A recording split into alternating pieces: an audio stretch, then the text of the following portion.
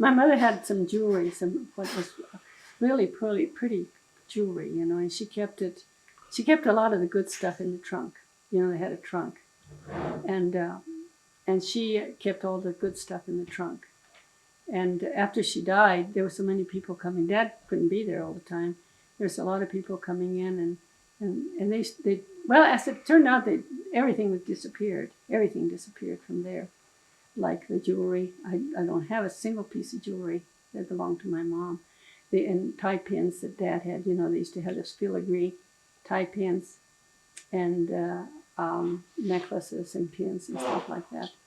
And they all disappeared. And I was thinking of something else I was going to tell you. Well, actually, the whole house disappeared. The whole. We had an organ. Remember the organ? It was a beautiful organ. Of course, we didn't think it was very pretty, but now it would have been a real treasure, because it had the red velvet in the back. It had shelves, and it had the red velvet in the back, and carved wood and stuff. And the only one that ever played it, I think, was Charles. And other things, we had a lot of santos, and a lot of pictures of santos and pictures of the relatives all over the house, you know. And it didn't occur to me until I went to somebody else's house and saw a picture of Santa Lucia. Mm-hmm. Santa Lucia was a patron saint to the music, and that hung over the piano, you know, not the piano, the organ. And I saw a picture over here of Santa Lucia, and I thought, my gosh, we used to have one of those paintings, but whatever happened to them? But everything disappeared, you know, from Another thing I remember was my mother used to direct the choir in the church. And I don't remember very much about it, but I remember being up there, you know, and telling them when to sing and, you know, stuff, you know. That I remember. I remember when I made my first communion, I had a crown and all the stuff, and it was, I thought I was pretty cute. Did your mom make the dress, or was it? Oh yeah, of course. They make everything. She used to make everything. I don't think I had a store-bought dress until I grew up, you know. Well, after she died, you know, but she made everything. She made my dresses, and she made dresses for the neighbors. And sometimes, you know, I remember she used to tell a story about she had a goddaughter in the community. That was the parents were kind of funny, and they used to dress her with dresses real long, you know, and long sleeves all the time. And her name was Toñita, and she was kind of sickly, you know, and stuff. And she always looked kind of sad anyway. And so one day she decided she'd make her a pretty dress for some occasion, I don't know. And she purposely didn't give the scraps to the mother, because she didn't want her to add to it, you know. So she said, I remember the story, she was so embarrassed when they went to Mass for whatever celebration it was, and she had added to the dress, but she had used other types of material to add to the dress, and the dress was completely ruined. And the little girl was so proud of it, she kept saying her madrina made her the dress. Could have died because she made that dress, but she didn't have the other stuff to it. You know, you know, I remember those stories. And she used to make everything. I remember she used to make the boys' shirts and iron with those big, heavy irons. I used to do that myself. And then we used to clean on Saturdays. It was the day that we washed the white shirt. Ironed all the white shirts for the guys for Mass or for Sunday. White shirts we ironed the white shirts. We polished the shoes. The women polished the shoes, which the women, me, and if the girls were old enough to do it, I guess they would do it, or whoever was there. Polished all the shoes for Sunday.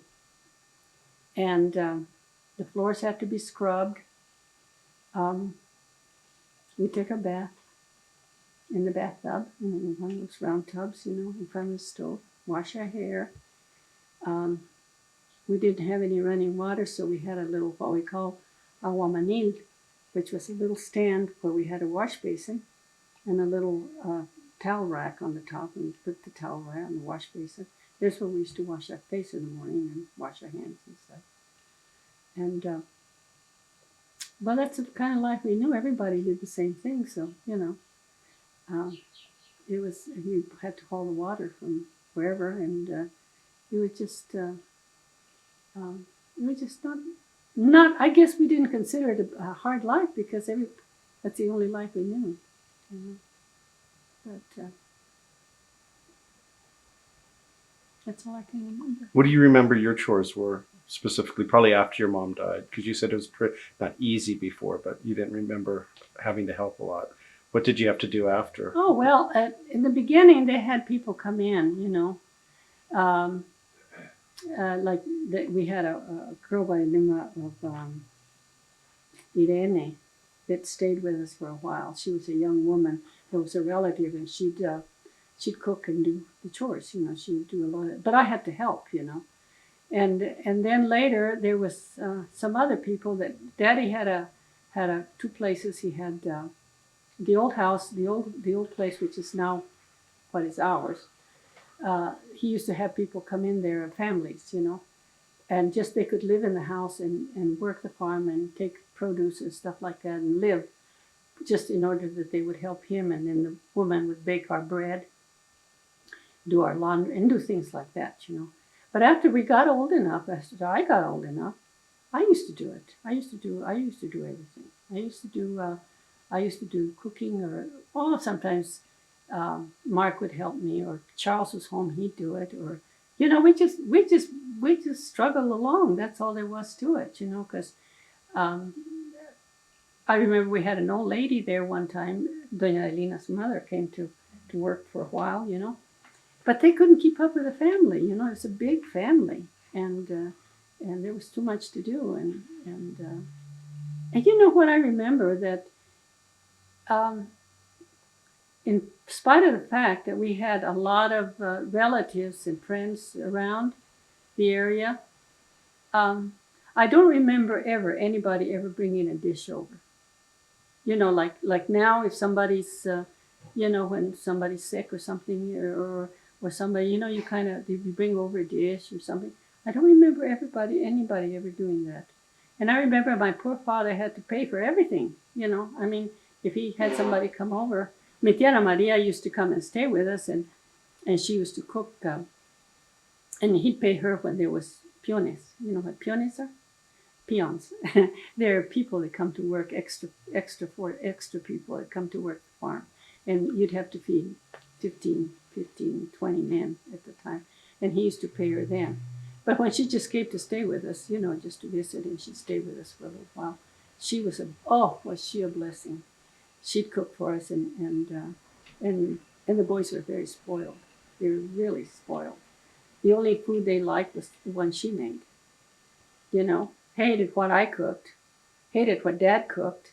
Dad used to make these breads that were, I guess they were what they used to do out in camp when they were camping out with the cattle or the sheep or whatever.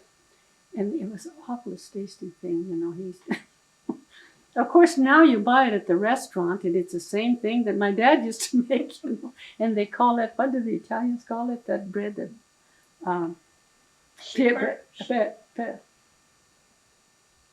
starts with a P. It's flat and it's Pita bread? Not pita. It's focaccia. Except his wasn't as soft. It was kind of, And we hated the bread he made. We hated the food he cooked. And he used to say, "Eat it. It's food." You couldn't tell it by me. So, but I did a lot of cooking, and one thing we used to do that was kind of awful too.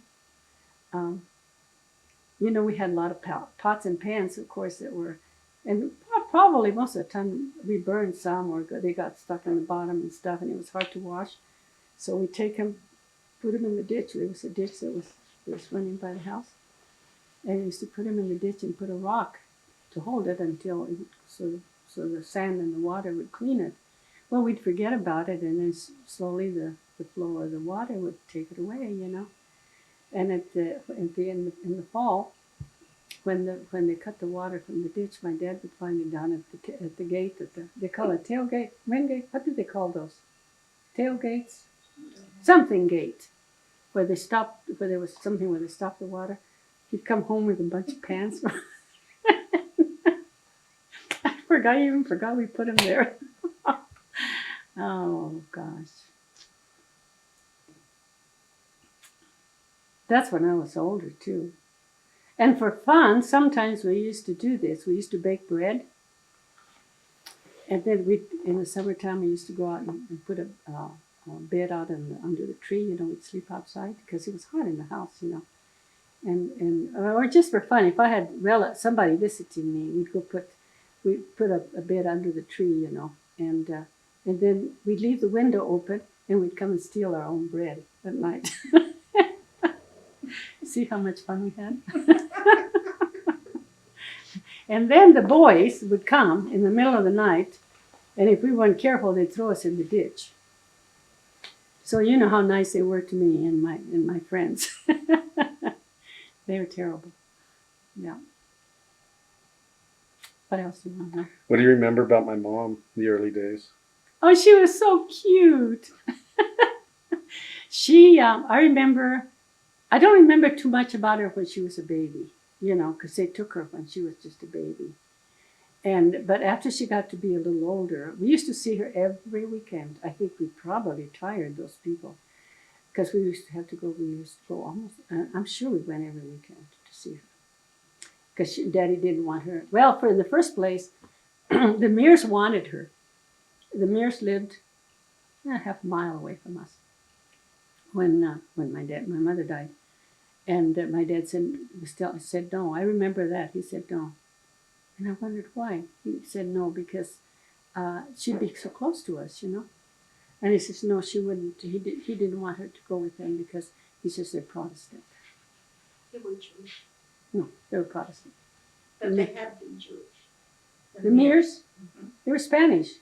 I know, but they were still Protestant. They were still Jewish. Were they Jewish? But they didn't have any religion. In other words, they didn't have any. But they were Protestant. As far as Dad was concerned, they were Protestants. And he just didn't want any conflict there, with raising her a different religion, And so that's the reason he sent it to my tia Ana Maria. And this is some people he admired a lot, this family. And they already had one child that was also an orphan. That was George. He probably heard her speak of George. And she learned, she grew up to be, she reminds me, who reminds me a lot of her when she was little is David's little girl. She looks just like Josephine when Josephine was little. She's a cute little face, and just kind of, and spoke just like the old folks did. She speaks Spanish all the time. She didn't know English I think she did know English until she came to live with us, And we used to go visit her, and she knew us, she knew who we were and everything, And I remember one time we brought her home. We were bringing her home to stay when she was probably, I imagine, maybe 3 or 4 years old. We thought she was old enough to come and spend a few days with us, So Mark, my brother, was real attached to her, And so it was Sunday, of course, and he was wearing a white shirt. So we had brought some chocolate candy, Hershey's or whatever.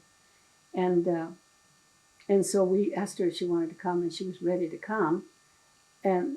And so when we had a car, an automobile, and the Espinosas didn't have an automobile, so I don't think she had ever ridden in an automobile before that she could remember.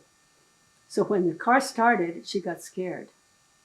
And she grabbed Mark's shirt like this, with her candy. His shirt was full of chocolate. His whole shirt he was holding her, and the whole church was full of chocolate. He was holding on to him, crying. She was afraid of the car. And one time. That's a long story. Yeah, well, I have a long life, honey. Anyways, one time the boys, Uncle Juan had a derrick. You know what a derrick is?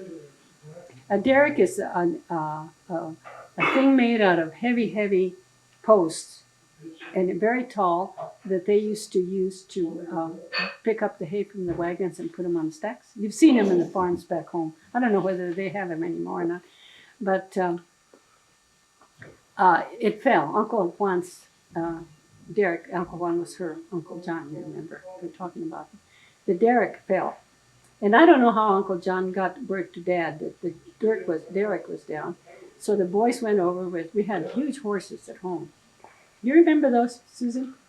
We had 2 teams of horses. And they took them over to the ranch, to Uncle John's ranch, to help him bring the...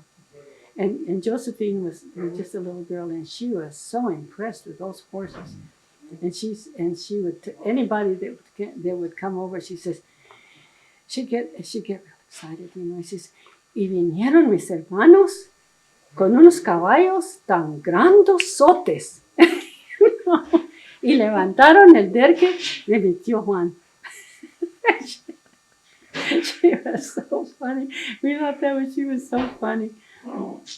And then she used to wear braids, little braids. They used to braid her hair.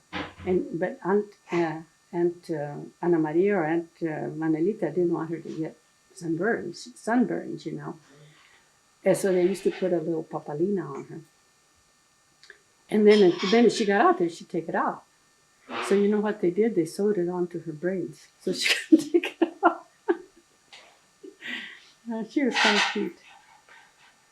And I don't think she was very comfortable with us in the beginning when she came to stay with us. I imagine it took a little while for her to get adjusted, to the different households, And but she was real cute. She was always a lot of fun, wasn't she? Oh yeah. She was a lot of fun. She was always kind of upbeat, happy, and just real cute, Long skinny legs, and real skinny. She was always real skinny until she got older, and she was real skinny when she got married. You saw the pictures of her. She was just real thin as a rail, and she was always used to like to play a lot of basketball. She used to be in the team. Oh, she was very, very athletic, and that's all I can remember about her. She was just a lot of fun, a lot of cute. We loved her very much. Well, when she came home, who had to take care of her at that point? We all did. By that time, when she was 6 years old, that's when she started school. They brought her, and at that time, she was. Dad felt that she was old enough to be with a family, and there was Dad was a very good father and mother, because like I say, we never were left alone. We never were left to fend for ourselves, Oh, sure, during the day when he was busy or something, we were required to do a lot of work. But I don't ever remember him being gone at night, do you? That he used to leave the house at night? I remember when we were older, a little older, he left us once and we were scared to death because we'd never been alone. We heard the coyotes and Joe and I were very afraid. Was that in Tiffany? In Tiffany. Well, where was I? Probably in Enrico. Oh, but by that time you were old. Well, I was 13. I was still scared. And where did he go? Probably to some, I don't know. He came back that night. He didn't leave us overnight. But it was, what I thought was late. And we could hear the coyotes and it was dark. And we were kind of scared before we would come home. That's the only time I remember when they left us. Do you remember when they left us, when they went to take some cattle or something to Denver? No. And Mika and Virgie were there, and we stayed alone. You and I and Virgie. We had some cousins from Denver that came, and we remember that. I remember. And we ate eggs. There, we ate eggs all the time because we didn't want to cook. That's all we had for about 3 or 4 days. I don't know how long they were gone, but we ate eggs all the time. We were gone because we didn't want to cook. And I remember. What else do you want to know? You started telling about Charles going to school and something happening to his throat. Oh no, he wasn't going to school at that time. I think he was. Did we have a gas station? No, a liquor store. No, He no. worked for somebody in a liquor No, store. no, at a gas station. There was a gas station. Oh, well, maybe it was. I thought it was Yeah, a liquor no, store. no, it was a gas Maybe you're station. right. Yeah, it was a gas station or something. And I don't know what he had. I guess these people were noted for their being very, very violent. This Atencio people. This is a story that I used to hear. Anyways, I guess they owed some money, and he tried to collect from them, and they got upset with him. So the dances, they used to go to the dances, and so they I don't know how it started, but anyway, they cut his throat. I don't know if you remember Uncle Charles. He had from here to here. He had this slash, and I was already big by then. I remember that when they came to tell us about it, um, we were preparing to leave, and I remember very distinctly saying, told Daddy, I don't want to go, Daddy. And he says, no, you better go, honey. He says, it's probably the last time we see him because he was really bad, because he was having transfusions. Uncle Porfirio was the one that matched him, my dad's brother. And and they gave him transfusion and stuff, and I guess because he had lost a lot of blood. But he made it. He made it. And he was fine after that. He just had a big old scar. Do you remember what became of the people who did it? They got sent to prison. I think they got sent to prison. I don't remember too well what happened. Frank would probably tell you better. Frank told me the story. Oh, did he? And he said. And you know what? The other day we were in Blanco, and one of those people, one of those Atencios, was over at Herman's funeral. No kidding. Yeah, and everybody was poking. Hey, look, that's one of the guys. And who was it? Who was it with us? It was Bill and I, and was it Frank? Somebody else was there. And they said, it's a good thing that it's later. Who was it? It says, it's a good thing I didn't know that was one of them. I would have thrashed him well, at the funeral. But who was it? I don't remember who it was. But yeah, they were. He was old already, Well, Yeah. Charles. I think even Charles told us a story. Oh yeah, I heard it I many remember. times. I heard it many times. But everybody in the dance hall knew who they were. Sure. So I mean, the sheriff arrested them. Yeah. Oh yeah, they knew. They were just a small town and everything. Small place. What do you remember about the boys going off to war? How'd your dad feel about that? God. And you guys? Oh God, that was bad. Yeah. You probably remember that too. Mm-hmm. I remember first Charles went, right? I don't remember who I think. They enlist or were they drafted? Well, no, they were drafted. I think they were. Yeah, they were drafted. I think, except for Mark. I think. He enlisted. Yeah, I think he enlisted in the Navy. And I think Frank enlisted. I don't know. I really don't know. No, I think they were all drafted.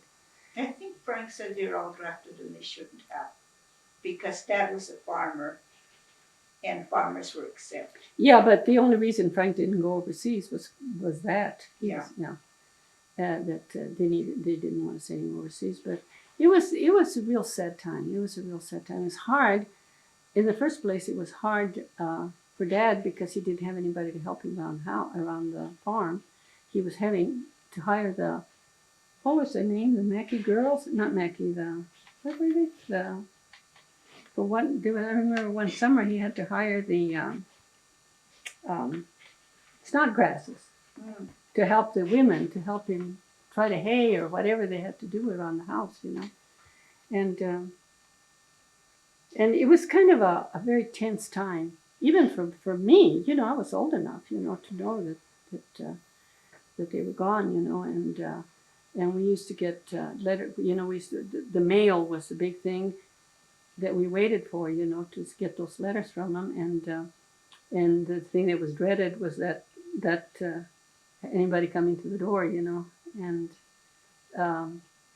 it was a very tense time for him, and he worried a lot. He didn't sleep very much at night, especially then when our cousins was taken prisoner. Isake was taken prisoner, and after that it was even worse. It was he used to say he didn't sleep at night, too much, and then well, thank God they all came back, but it was very. I remember when Charles left. That's the only one I remember, I guess. Because I remember we went to Tiffany, because they took him from Durango, and we were still in Tiffany, and we went to Tiffany to see the train. And it was loaded with soldiers, with boys going off, God, it was so sad. It was just terrible. It was awful. But I guess that's the way it was. And I remember one thing about one time. I remember when Mark came home for Christmas. You remember that time? Mm-hmm. Oh, it was such a nice Christmas. We weren't expecting him. And it was around Christmas, close to Christmas Eve. We had the tree up, remember? Mm-hmm. And we used to live, we were living in Durango, and we lived across the park, the high school park. And we looked out, and there was Mark coming across the park. And I remember. remember? Yeah. I remember him coming to the door. I thought it was a mailman. Yeah. No, I remember seeing him. In his uniform and stuff like that. It was such a beautiful sight. And he was there for Christmas. For that Christmas, he spent Christmas. And I remember he gave me some money to go buy a new coat. I bought a real pretty coat that year. And he just told me, go buy yourself a coat. Because I wanted a new coat. And so he gave me money to buy a coat. But Daddy used to cry every time that he got letters from the boys, remember? Yeah. And the letters would be all full of holes. Oh, yeah. They were all censored. Yeah. Some of them you couldn't read, It was just all.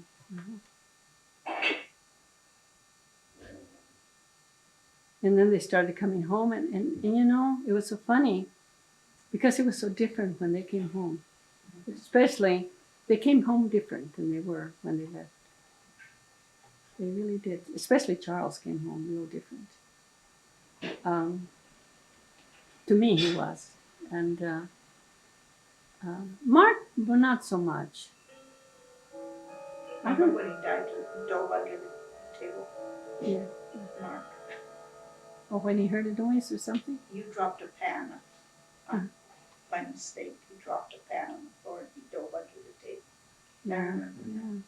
They were different, and I think I don't think they ever would. I don't think anybody that goes to war and sees and does whatever they have to do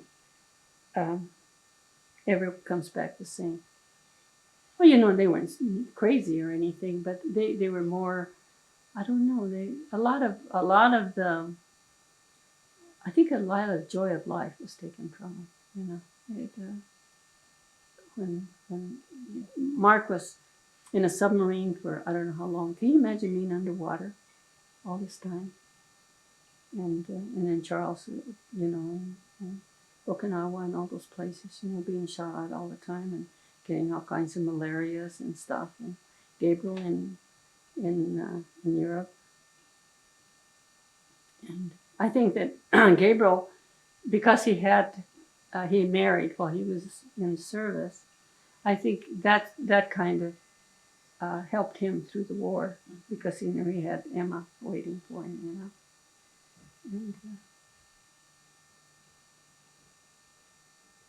And I remember I used to go to. They told us in church that we should go every Tuesday at a certain time to pray for the soldiers, for your people, your loved ones, And I remember every year, every Tuesday, I used to go to Knights of Columbus Church, St. Columbus Church. St. Columbus. And we used to spend an hour praying, in the church, especially for the soldiers. Of course, we prayed for them all the time, but that was kind of a special thing, we used to do. And actually, all our cousins came back, even Johnny and Isake, and all our boys. Everyone came back, except one of my friends didn't come back. And he was a really good friend of mine, and he came on furlough one time, and I guess I was kind of not very good about writing, and he told me one day, if you don't write to me, I am going to come. And you remember, I don't know whether you ever heard this thing about if you don't, that they're going to come and pull your legs when they die. Have you heard that? They used to say that a lot when we were young. He said, when I die, I'm going to go come and pull your legs if you don't do something, you know. And he said, I'm going to come and pull your legs. And by dawn, he did. He did. I know he did. I remember. You remember that? Anyways, one night it was in the summertime, and I put my bed on the back. We had a back porch, and I put my bed back there. And there were street lights, you know, and it was kind of light, you know, in the place we had a screen thing. And we had, in those days, we had the spring. You know, we didn't have a spring mattress. We had a spring, and then you put a mattress on top of it. And I was sound asleep, and I heard, we didn't have a cat or a dog. But I felt like when the cat jumps on your legs, you know. And I woke up, and I kind of sat up like this, you know. And I don't know what that is, you know. No. So I went back down and laid back and thought, and then it happened again, you know. I sat up again, and I looked to see maybe a cat or a dog had come in. I looked around, and by that time I was beginning to get a little, you know. And when I went back down, I could hear the springs going like this. You know, I could hear the springs. I knew there was something there because I could hear the springs, and I flew out of bed. Went over, Daddy, there's something in my bed, you know. So, ¿qué estás loca? And he come over, we looked all over, and there was nothing there. And a few weeks later, we found out that Joe had died on that day. And I said, that's who came to pull my legs. It really felt like a dog or a cat was landing on my feet, right on my ankles, right here. God, that was funny. It was the funniest thing. Yeah, I remember. Yeah. I remember it was home. I remember. Yeah. But I thought it was closer than that. I thought it was a couple of days afterwards. I didn't know it was weeks. Well, weeks that it happened that night. Oh, But we found out later, you know, because you didn't find out right away, you know. But anyways, I believe he came and pulled my leg. I believe it to the day I die. Anything you want to know? Anything else you want to know? Mm-hmm. But, How about tell me about when you met Bill? Where'd you meet him and how? I don't want to tell that story. He likes to tell the story. I met him. I was working up in Los Alamos, and he was at the university and working up there part-time in the summers. And he knew the people I worked for because he had worked there before since he was in high school, I think, or after he got out of high. He worked there before he went to college a couple of years or 2 or 3 years before he started college. He worked there. So he knew a lot of people. And he particularly knew the boss that I was working for. So he used to come in there to see the boss. Talk to the people that he known before. Excuse me. Of course. You want to get a glass of water or something? No, I'm just. Anyways, he used to come in there and talk to everybody, and I didn't pay any attention to him because I didn't know him, you know. And I had a little office all to myself, away from. And he always used to go through there on the way out. But I thought maybe he's going someplace close by. He doesn't want to go around the hall, so he just goes through here. Never occurred to me that he had any particular interest in me. I didn't even pay attention to him. Anyway, that following summer, I met him in Santa Fe. He and his brother were walking down the street in Santa Fe. And I was walking with my girlfriend. And one of my girlfriends didn't have a boyfriend at the time, Clarabelle. Mm. And I said to Clarabelle, I said, you know what, that's a nice guy. You should meet that guy, you know. That would be a nice fellow for you to go out with. And that was it, you know. We said hello and stuff and passed on. And then he passed one way, we went the other. Never saw him again until fall. And he started coming back again into the office again. And one day, one of the gals walked in after lunch, and it never occurred to me that I was even noticing him or had any interest in him at all until one gal came in and she said, guess who I had lunch with today? And I guess, who? He says, I had lunch with Bill Chavez. Why would he take her out to lunch? So, and then I don't remember exactly. He said he pursued me and pursued me and pursued me. And I says, yeah, you pursued me. He says, she said, and what do I tell him? He says, you chased me and chased me until I caught you. Anyways, then he asked me, one day he asked me if, because I lived in Santa Fe, he said he was going to go see his girlfriend in Albuquerque. He had a girlfriend in Albuquerque. And he says, I'll give you a ride to Santa Fe. I said, okay. So I rode with him to Santa Fe. And then we decided, he asked me if I wanted to stop at the Vargas and have a drink before we went. And I said, sure. So we stopped and had a drink, telling him about his girlfriend and stuff. And I was telling him about my boyfriends or whatever, but he wouldn't leave, and I thought, wait, if he said just to go see his wife, why doesn't he leave?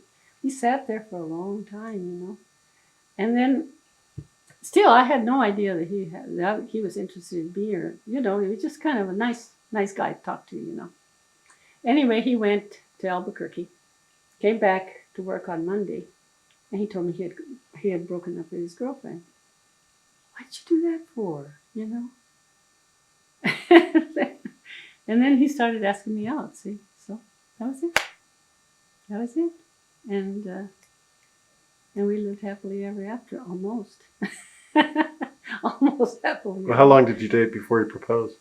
Oh gosh, he wanted to get married that fall. Yeah. And then I said, ooh, ooh. And then finally his mother told him, that because he was only a junior, he was going to be a junior.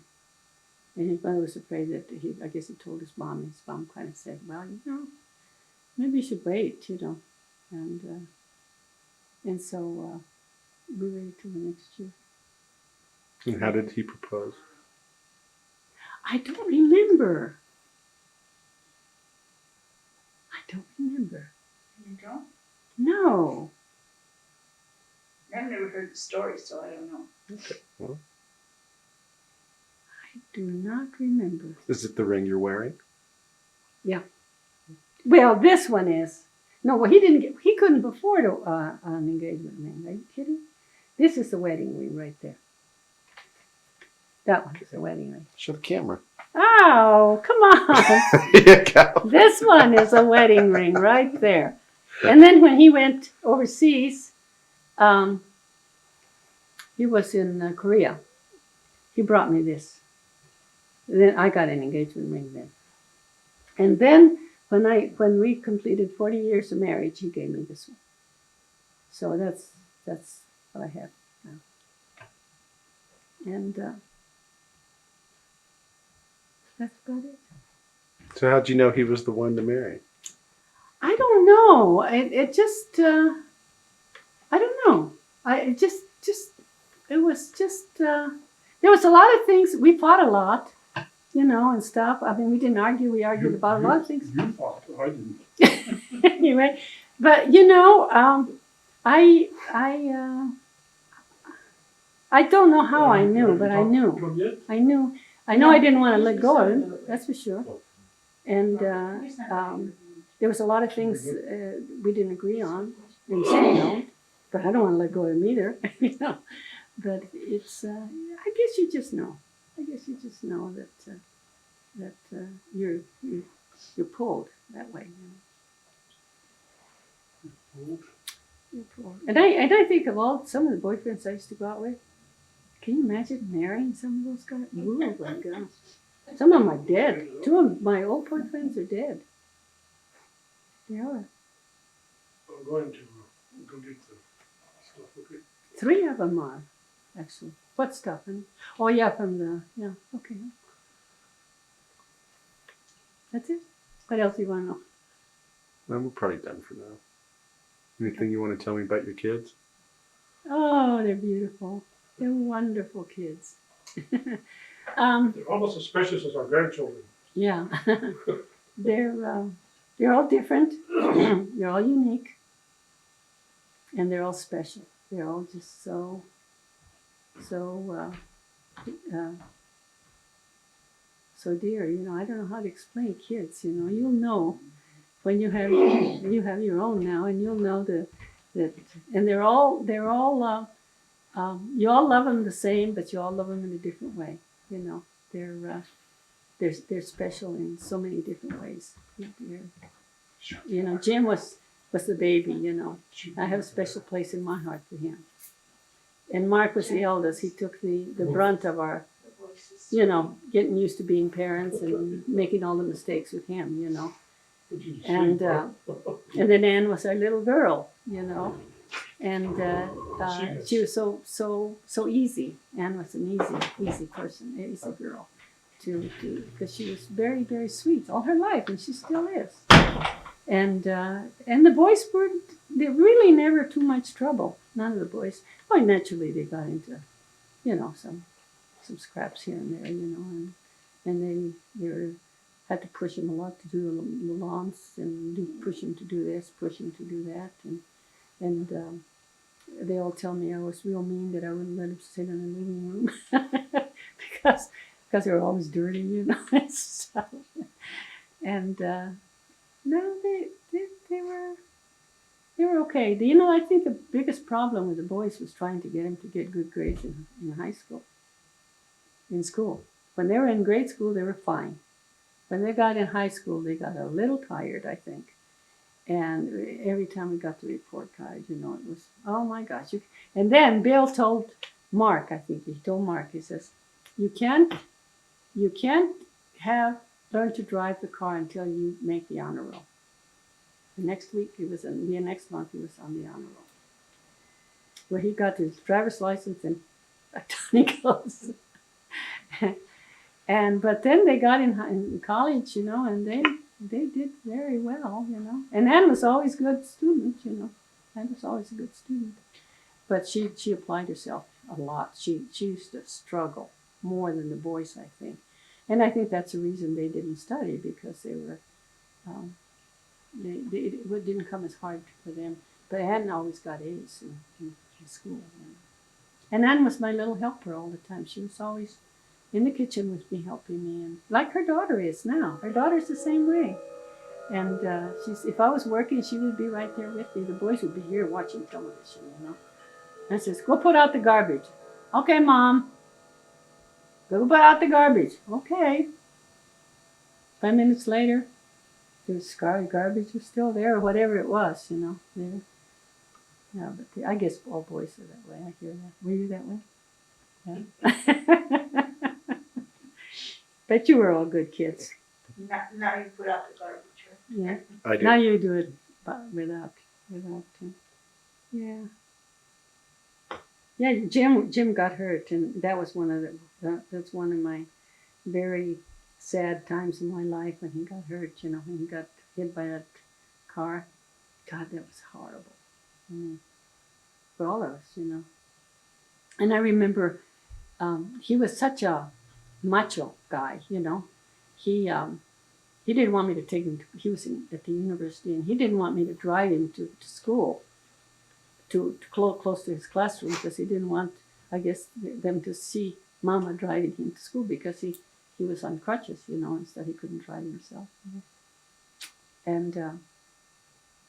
And he used to have me let him off way far, and then he used to go on those crutches real fast, you know. And he's such a big guy, and I used to worry that he's going to fall on his face. And of course, I've always been a real worrywart about the kids. I always was a little bit too, you know. It's a wonder they grew up. But I was always too protective, I think, with them.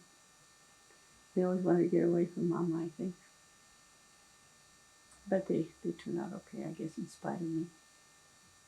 I remember one time I told the doctor, I'm sorry I'm such a hysterical mother, you know, because I used to, any little thing that happened to him, I'd call the doctor. It's a good thing that he was a good friend, you know. Oh, he says, don't worry about it. He says, I'd rather have hysterical mothers than those that don't pay attention until it's too late, you know, or they really get something. I'd rather have me tell you that they're okay, don't worry about it, than have to tell you, oh my gosh, you know, you should have brought him in 2 or 3 days before, you know. So he made me feel good about that. But you know, there's a lot of things that as parents that you'll find out someday. I hope not, but I hope you'll find out that in retrospect, you're going to look back and say, I wish I had done this different, you know. I wish I had done something a little different. I wish I hadn't been so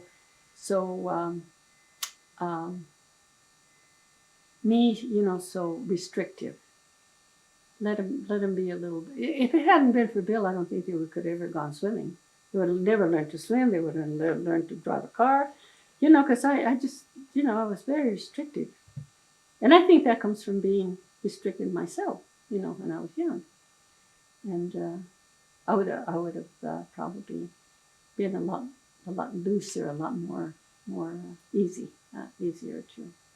Not that I don't think I was mean to them, but I would have been a lot more fun, I think. So enjoy your children. Enjoy them while they're young. I did mine, but I think I could have enjoyed them a lot more if I hadn't decided that, gosh, I have to keep the house clean, you know.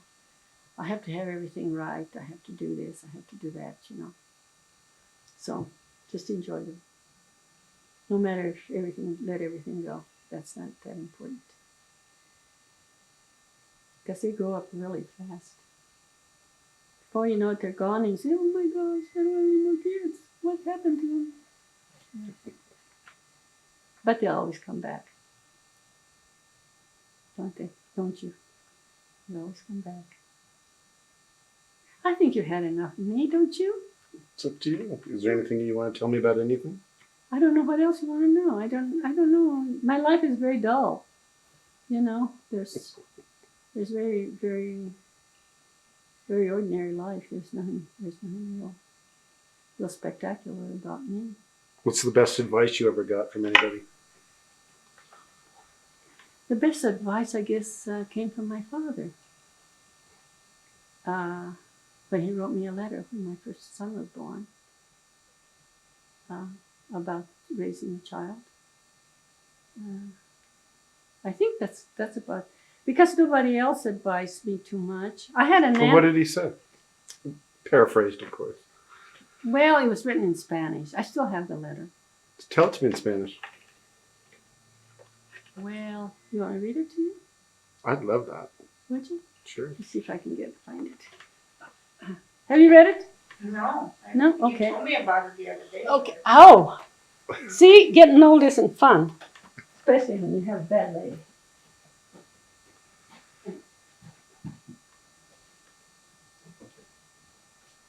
To tell you the story of the tails together so they wouldn't separate. They had cows, you know, they used to have to go get the cows, and they used to, he told us once that I think this was he and Mark, 2 of the cows used to stray away from the, and so they decided to tie their tails together so that they wouldn't. So when they came back, at the end of the evening, one cow came back with 2 tails, and the other came back with none.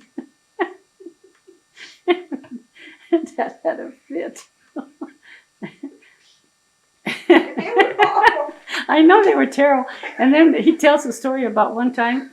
I didn't know this one either, because I probably wasn't. Maybe I was born. I don't know. But anyway, he says we had a garden right by the road. You know, in Tiffany. You know, right on the other side of the ditch.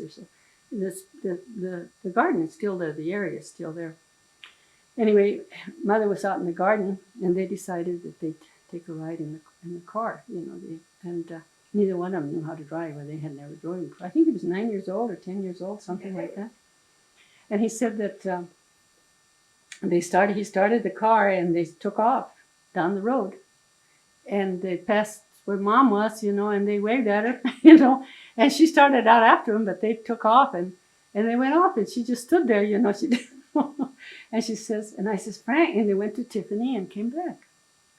And I says, was she really mad at you when you got back? And she says, no, she says, I think she was so glad that we were alive. I could just see him waving as they went by. They were telling. Okay, this is the certificate. Tiffany, Colorado, May the 12th, 1954. Dear Bill and Louise, I am so happy de ver. Can you understand Spanish? Okay. I am so happy de ver o oír que ya tenemos otro adicional en la familia. I am happy to hear that we already have an additional member of the family. Okay? Dios se los preste por muchos años. God lend him to you for many years. So, para que en su hijo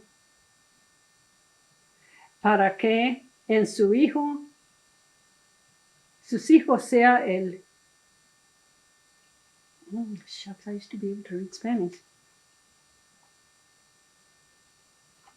El ponte de fiesta, so that in your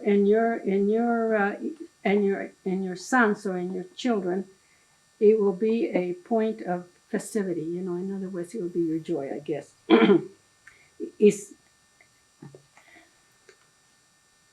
And that he que sepa corresponder, and he will know how to I guess appreciate los trabajos que en sus niños tuvieron ustedes. In other words, that they will have to know the work, the work or the struggles you have raising your children. You know. Okay, wait a minute.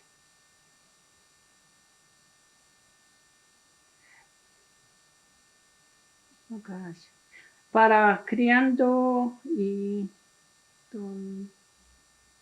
my God, I can't read this letter anymore. I used to be able to read it.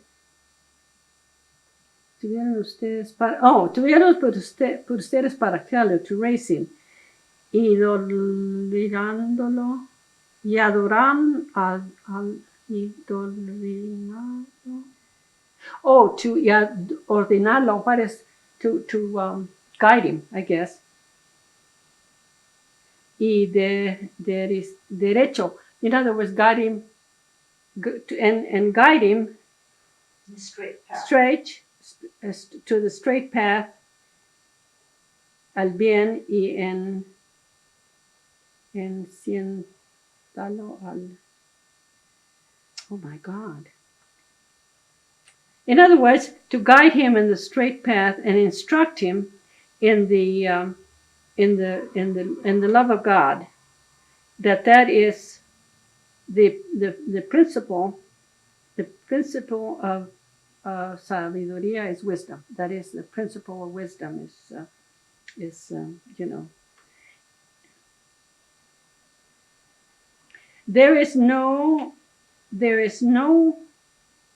No hay nadie sabio sin Dios. There is no wisdom without God, it says. Y el que ama, and the one that loves God, and cumple is cumplir is to do his precepts. He is the one that is wise, the one that loves God and does obeys his precepts, is the one that is wise. And for that se necesita esfuerzo. Este es el sagrado duty, deber. Tenemos todos los padres. This is a sacred duty that we as parents have. Is, you know, what he just said. Los padres de familia. Enseñar al niño desde su tierna infancia a obedecer a Dios. To teach a child, since he is a tiny little thing, to obey God, y después a sus padres, and then his parents, you know. Okay. En sus padres en la tierra, y a conforme sea And the way he is instructed in his infancy, así that's the way he will grow, he says. Como un árbol, like a tree, si cuida, como un árbol, si se cuida bien, if like a tree, if he is well taken care of, one day he will bear good fruit. To the contrary, if he continues if he grows wrong, si crece en el mal, y crece torcido, he grows up crooked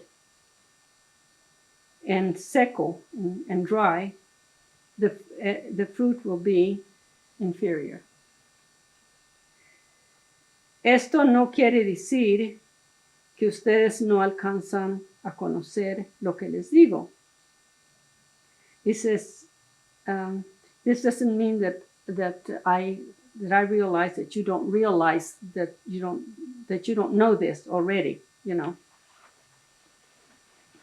Because es lo que what I am aconsejo. What is aconsejo? When somebody is counseling you, I guess, Can't think of the word. There's the word. And your deber and your duty, pero that you don't know what your duty is. In other words, es de mí.